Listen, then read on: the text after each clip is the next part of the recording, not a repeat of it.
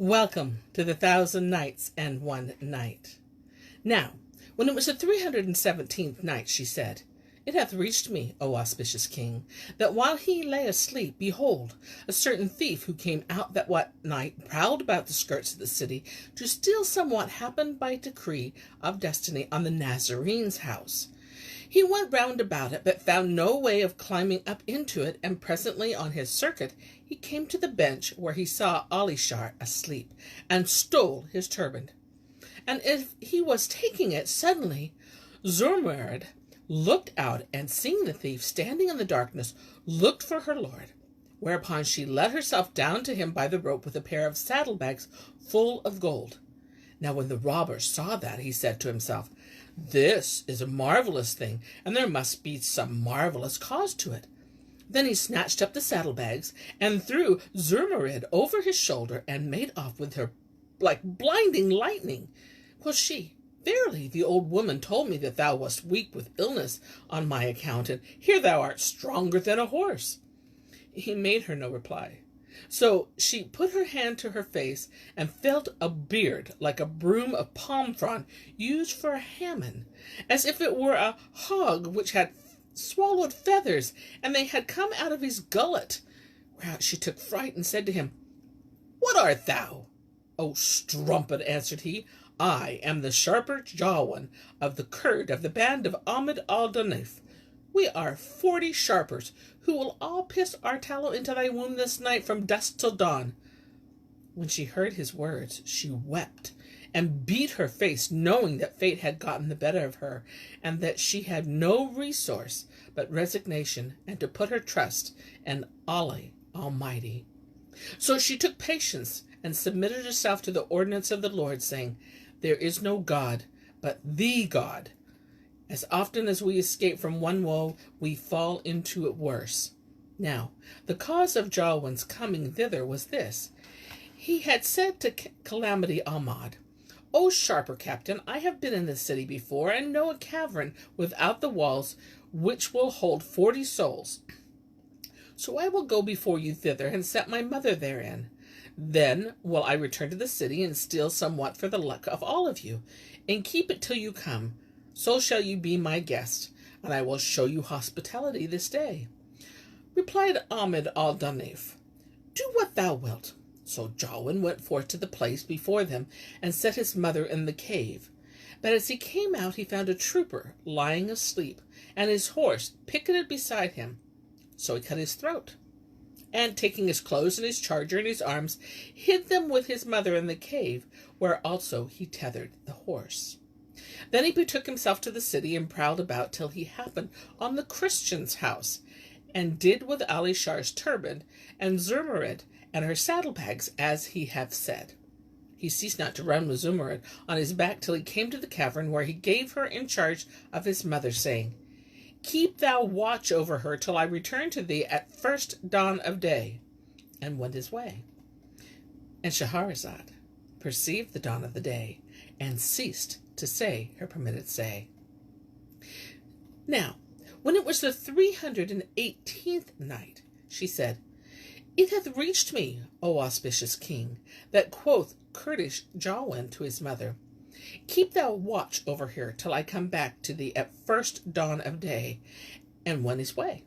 Now Zummurrud said to herself, Why am I so heedless about saving my life? And wherefore await till these 40 men come? They will take their turns to board me till they make me like a waterlogged ship at sea. Then she turned to the old woman, Jawan's mother, and said to her, O aunt, wilt thou not rise up and come without the cave, that I may loose thee in the sun?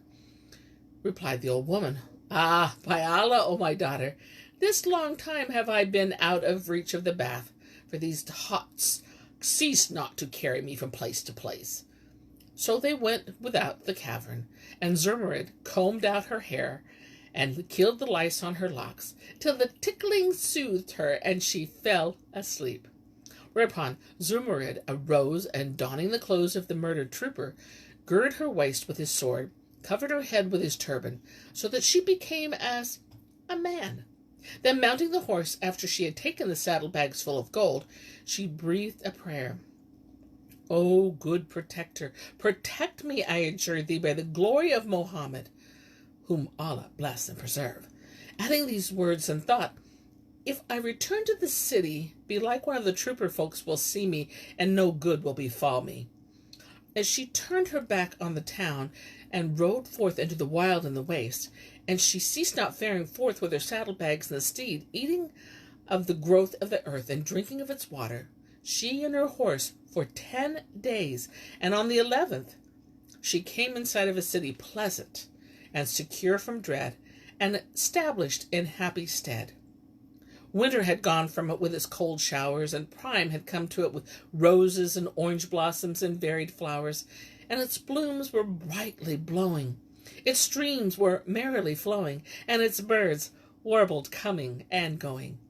And she drew near the dwelling, and would have entered the gate when she saw the troops and the emirs and the grandees of the place drawn up, whereat she marveled, seeing them in such unusual case, and said to herself, the people of the city are all gathered at its gates.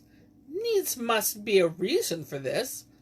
Then she made towards them, but as she drew near, the soldiery dashed forward to meet her, and dismounting, all kissed the ground between her hands, and said, Aid thee, Allah, O our Lord the Sultan.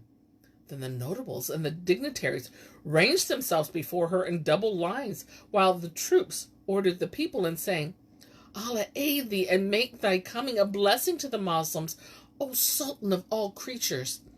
Allah establish thee, O King of the time, an ununion pearl of the day and tide. Asked Zummurrud, what aileth you, O people of this city?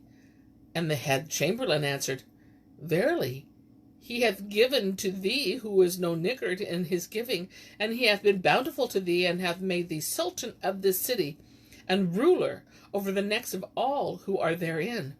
For know thou, it is the custom of the citizens, when their king deceaseth, leaving no son, that the troops should sally forth to the suburbs, and sojourn there 3 days. And whoever cometh from the quarter whence thou hast come from, they make king over them. So praise be Allah, who hath sent us of the sons of the Turks a well-favored man. For had a lesser than thou presented themselves, he'd been sultan. Now Zummurrud was clever, and well advised in all she did, so she said, Think not that I am of the common folk of the Turks. Nay, I am the sons of a great man of condition, but I was wroth with my family, so I went forth and left them. See these saddlebags full of gold, which I have brought under me, that by way I might give alms thereof to the poor and the needy. So they called down blessings upon her, and rejoiced in her exceeding joy. And she also joyed in them, and said to herself, Now that I have attained to this. And Shahrazad perceived the dawn of the day, and ceased saying her permitted say.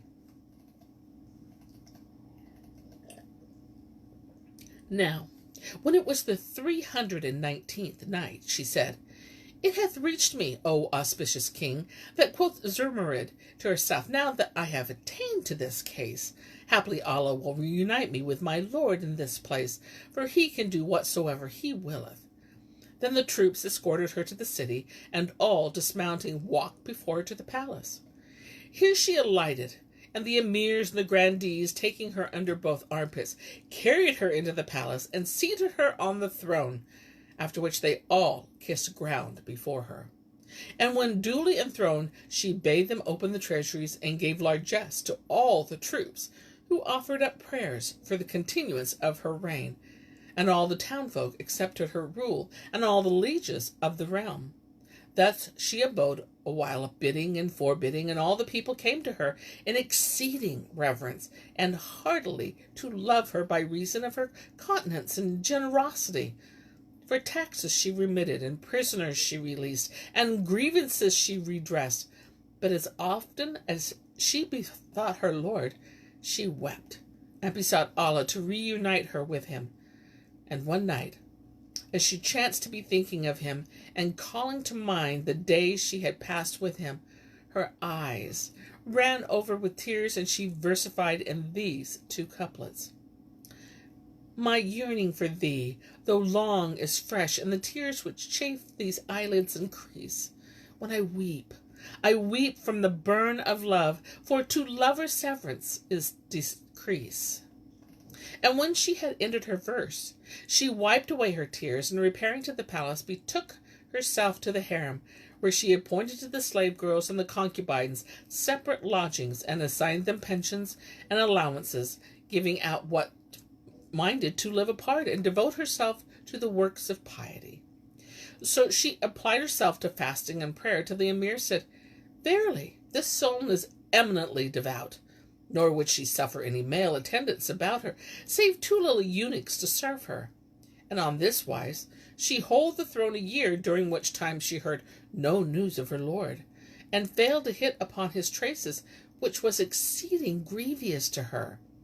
So when her distress became excessive, she summoned her wazirs and chamberlains, and bid them fetch architects and builders to make her in front of the palace a horse course, 1 parsang long and like broad. They hastened to do her bidding and lay out the place to her liking, and when it was completed, she went down into it, and they pitched her there a great pavilion, wherein the chairs of the emirs were ranged in due order. Moreover, she bade them spread on the racing plane tables with all manners of rich meats, and when this was done, she ordered the grandees to eat. So they ate, and she said to them, It is my will that on seeing the new moon of each month you do on this wise, and proclaim in the city that no man shall open his shop, but that all our lieges shall come and eat of the king's banquet, and that whoso disobeyeth shall be hanged over his own door. So they did as he bade them, and ceased not to do so till the 1st moon of the 2nd year appeared, when Zummurrud went down into the horse course, and the crier proclaimed aloud, saying, Ho, ye lieges and people, one and all, whoso openeth store or shop or house shall straightway be hanged over his own door. For it behoveth you to come as a body and eat of the king's banquet. And when the proclamation became known, they laid the tables, and the subjects came in hosts. So she bade them to sit down at the trays and eat their fill of all the dishes. Accordingly, they sat down, and she took place on her chair of state, watching them, whilst each who was at meat said to himself, Verily the king looketh at none save me. Then they fell to eating, and the emir said to them, Eat, and be not ashamed, for this pleaseth the king. So they ate their fill and went away, blessing the sovereign, and saying one to another, Never in our day saw we a sultan who loved the poor as doth this sultan. And they wished him length of life. Upon this, Zummurrud returned to her place, and Shahrazad perceived the dawn of the day, and ceased to say her permitted say. Now, when it was the 320th night, she said, It hath reached me, O auspicious king, that Queen Zummurrud returned to her palace, rejoicing of her device, and saying to herself, Inshallah, I shall surely by this means happen on news of my lord Ali Shar. When the 1st day of the 2nd month came round, she did as before, and when they had spread the tables, she came down from her palace, and took place on her throne, and commanded the lieges to sit down and fall to. Now, as she sat on her throne at the head of the tables, watching the people take their place, company by company, and one by one, behold, her eye fell on Barsoom, the Nazarene, who had bought the curtain of her lord, and she knew him, and said in her mind, This is the first of my joy, and the winning of my wish.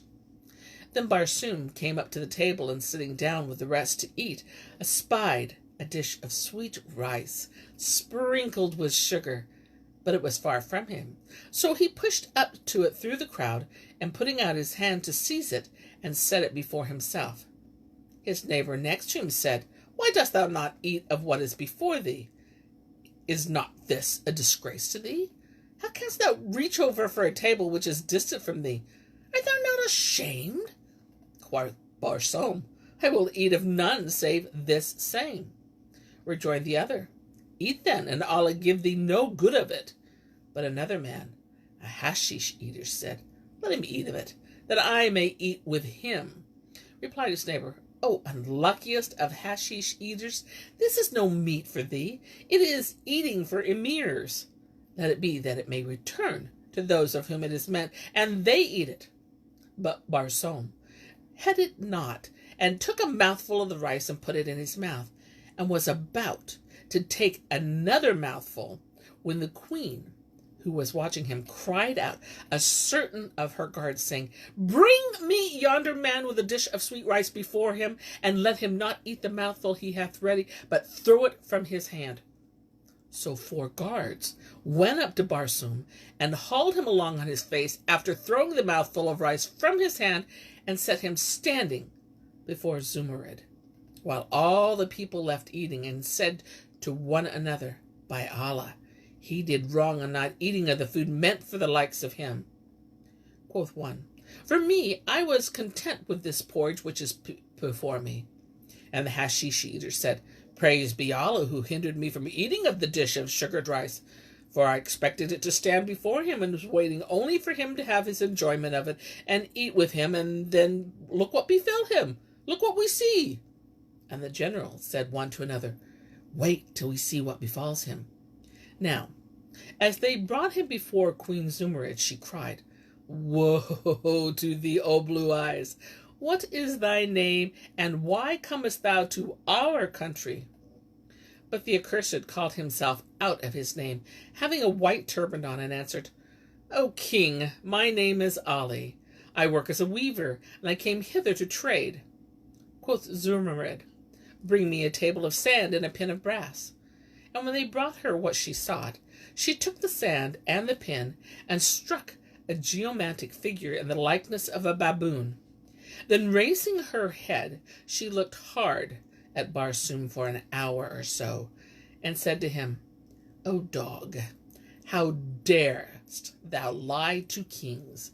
Art thou not a Nazarene, Barsoum by name, and comest thou not hither in quest of somewhat? Speak the truth, or by the glory of the Godhead, I will strike off thy head. At this Barsoum was confounded, and the emirs and the bystanders said, Verily, this king understandeth geomancy. Blessed be he who hath gifted him. Then he cried out unto the blessed, He, tell me the truth, or I will make an end of thee. Barsoum replied, Pardon, O king of the age, thou art right as regards the table, for the far one is indeed a Nazarene. And Shahrazad perceived the dawn of the day, and ceased her permitted say.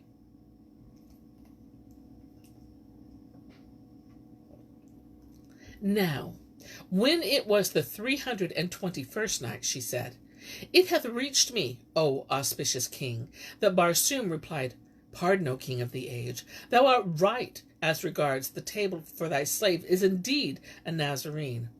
Whereupon all present, gentle and simple, wondered at the king's skill in hitting upon the truth by geomancy, and said, Verily, this king is a diviner, whose like there is naught in this world. Thereupon Queen Zummurrud bade flay the Nazarene, and stuff his skin with straw, and hang it over the gate of the racecourse.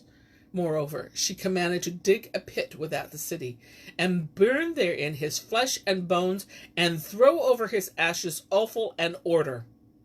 We hear, and we obey, answered they, and did with all she bade. And when the folk saw what had befallen the Christian, they said, Serves him right, but what an unlucky mouthful was that of him. And another said, Be the far one's wife divorced if this vow be broken. Never again to the end of my day will I eat of sugared rice. And the hashish eater cried, Praise be to Allah, who spared me this fellow's fate by saving me from eating of that same rice. Then they all went out, holding it thenceforth unlawful to sit over against the dish of sweet rice, as the Nazarene had sat. Now when the first day of the 3rd month came, they laid the tables according to the custom, and covered them with dishes and chargers. And Queen Zummurrud came down and sat on her throne, and her guards and attendants as of wont, in awe of her dignity and majesty. Then the townfolk entered as before, and went round about the table, looking for the place of the dish of sweet rice, and quoth one to another, Hark ye! O Haji! Hark ye! O Haji Khalif! And the other answered, Are thy service, O Haji Khalid? Said Khalid, Avoid the dish of sweet rice, and look thou not to eat thereof, for if thou do, by early morning thou wilt be hanged. Then she sat down to meat around the table, and as they saw eating, Queen Zummurrud chanced to look from her throne, and saw a man came running in through the gate of the horse course, and having considered him attentively, she knew him to be Jawin, the Kurdish thief, who murdered the trooper. Now the cause of his coming was this. When he left his mother, he went to his comrades and said to them, I did good business today, for I slew a trooper and took his horse. Moreover, there fell to me last night a pair of saddlebags full of gold, and a young lady worth more than a pouch of gold. And I have left all that with my mother in the cave. At this they rejoiced, and repaired to the cavern at nightfall, while Jawin the Kurd walked in front and the rest behind, he wishing to bring them the booty of which he had boasted. But he found the place clean empty, and questioned his mother, who told him all that had befallen her. Whereupon he bit his hand for regret, and exclaimed, By Allah, I will assuredly make search for that harlot, and take her, wherever she is, though it be in the shell of a pistachio nut, and quench my malice by her. So he went forth in quest of her, and he ceased not journeying from the place to place till he came to Queen Zummurrud's city.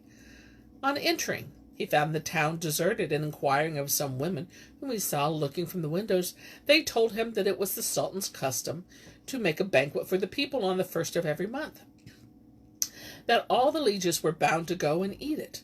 Furthermore, the women directed him to the racing ground where the feast was held. Excuse me. So he entered at the shuffling trot, and finding no place empty, save before the dish of sweet rice, already noticed, taking his seat right opposite of it, and stretched out his hand towards the dish, whereupon the folk cried out to him, saying, O brother, what wouldst thou do? Quoth he, I would eat my fill of this dish. Rejoined one of the people, If thou eat of it, thou wilt assuredly find thyself hanged tomorrow. But Jawin said, Hold thy tongue, and talk not so unpleasantly. Then he stretched out his hand to the dish, and drew it to him. But it so chanced the hashish eater of whom we have spoken was sitting by him, and when he saw him take the dish, the fumes of the hashish left his head, and he fled from his place, and sat down afar off, saying, I will have nothing to do with yonder dish. Then Jawin the Kurd put out his hand, which was very like a raven's claw, scooped up therefore half the dishful, and drew out his neve as if it were a camel's hoof. And Shahrazad perceived the dawn of the day, and ceased to say her permitted say. Now, when it was the 322nd night, she said, It hath reached me, O auspicious king, that Jawin the Kurd drew his neve from the dish as it were a camel's hoof, and rolled the lump of rice in the palm of his hand till it was like a big orange, and threw it ravenously into his mouth, and it rolled down his gullet with a rumble like thunder, and the bottom of the deep dish appeared where said mouthful had been. Thereupon quoth to him one sitting by his hand, Praise be Allah for not making me meat between thy hands, for thou hast cleared the dish at a single mouthful. And quoth the hashish eater, Let him eat. Methinks he hath a hanging face.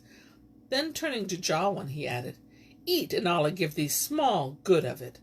So Jawin put out his hand again, and taking another mouthful, was rolling it in the palm of his hand like the first. When behold, the queen cried out to the guards, saying, Bring me yonder man in haste, and let him not eat the mouthful in the hand. So they ran, and seizing him as he hung over the dish, brought him to her, and set him in her presence, whilst the people exulted over his mishap, and said one to the other, Serves him right, For we warned him, but he would take no warning. Verily, this place is bound to be the death of whosoever sitteth therein, and yonder rice bringeth doom to all who eat it. Then said Queen Zummurrud to Jawin, What is thy name and trade, and wherefore thou comest to my city? Answered he, O my lord, the Sultan, my name is Othman. I work as a gardener, and am come hither in quest of somewhat I have lost. Quoth Zummurrud, Here, with a table of sand. So they brought it. And she took the pen, and drawing a geomantic scheme, considered it a while, and then raising her head, exclaimed, Woe to thee, thou Luz! How darest thou lie to kings? This sand telleth me that of a truth thy name is Jawin the Kurd, and that thou art by trade a robber, taking men's goods in the way of unright, and slaying those whom Allah hath forbidden to slay, save for just cause. And she cried out upon him, saying, O hog, tell me the truth of thy case, or I will cut off thy head on the spot. Now, when he had heard these words, he turned yellow, and his teeth started to chatter. Then, deeming that he might save himself by truth-telling, he replied, O king, thou sayest truth, but I repent at thy hands henceforth, and turn to Allah Almighty. She answered, It were not lawful for me to leave a pest in the way of Moslems, and cried to her guards, Take him, and skin him, and do with him as last month you did by his like. They obeyed her commandment. And when the hashish eater saw the soldier seize the man, he turned his back upon the dish of rice, saying, 'Tis a sin to present my face to thee. And after they had made an end of eating, they dispersed to their several homes, and Zummurrud returned to her palace and dismissed her attendants. Now when the 4th month came round, they went to the racecourse and made the banquet according to custom, and the folk sat awaiting leave to begin. Presently Zummurrud entered, and sitting down on her throne, looked at the tables, and saw the room for 4 peoples was left void before the dish of rice, at which she wondered. Now, as she was looking around, behold, she saw a man come trotting in at the gate of the horse course, and he stayed not till he stood over the food trays, and finding no room save before the dish of rice, took a seat there. She looked at him, and knowing him for the accursed Christian who called himself Rashid al-Din, said in her mind, How blessed is this device of food, into whose toils this infidel hath fallen. Now the cause of his coming was extraordinary, and it was on this wise, when he returned from his travels. And Shahrazad perceived the dawn of the day, and ceased saying her permitted say. Now, when it was the 323rd night, she said, It hath reached me, O auspicious king, that when the accursed, who had called himself Rashid al-Din, returned from travel, his household informed him that Zummurrud was missing, and with her a pair of saddlebags full of money. On hearing which ill tidings, he rent his raiment, buffeted his face, and plucked out his beard. Then he dispatched his brother Barsoom in quest for her in the lands adjoining, and when he was weary of awaiting news of her, he went forth himself to seek for him and the girl, when his fate led him to the city of Zummurrud. He entered it on the 1st day of the month, and finding the streets deserted and the shops shut, and the women idling at the window, he asked them the reason why, and they told him that the king made a banquet on the 1st of each month for the people, all of whom were bound to attend it, not might any biding in the house or shop that day, and they directed him to the racing plain. So he betook himself thither, and found the people crowding around the food, and there was never a place for him save in front of the rice dish, now well known. Here then he sat, and put forth his hand to eat thereof, whereupon Zummurrud cried out to her guards, Bring me him who sitteth over against the dish of rice. So they knew him by what had happened, and laid hands on him, and brought him before Queen Zummurrud, who said to him, Out on thee! What is thy name and trade, and what bringeth thee to our city? Answered he, O king of the age, my name is Rustam, and I have no occupation, for I am a poor dervish. Then she said to her attendants, Bring me the table of sand and pen of brass. So she brought her what she sought, as she wont. And they took the pen and made the dots which formed the figure, and considered it a while. Then, raising her head to Rashid al-Din, she said, O dog, how darest thou lie to kings? Thy name is Rashid al-Din the Nazarene. Thou art outwardly a Moslem, but a Christian at heart, and thine occupation is to lay snares for the slave girls of the Moslems and make them captives. Speak the truth, or I will smite off thy head. He hesitated. He stammered. Then he replied, Thou sayest sooth, O king of the age. Whereupon she commanded to throw him down and give him 100 blows with a stick on each sole, and 1,000 stripes with a whip on his body. After which she bade flay him and stuff his skin with hards of flax, and dig a pit without the city, wherein they should burn his corpse, and cast on his ashes offal and ordure. They did as she bade, and she gave the people leave to eat. So they ate, and when they had eaten their fill, they went on their ways, while Queen Zummurrud returned to her palace, saying, I thank Allah for solacing my heart of those who wronged me. Then she praised the Creator of the earth and the heavens, and repeated these couplets. They ruled a while, and theirs was harsh, tyrannic rule. But some that rule went by as though it was never were. They had won justice, but they sinned, and so the world collected all its bane for them to bear. So died they, and their case's tongue declares aloud, This is that, so the world your blaming spare.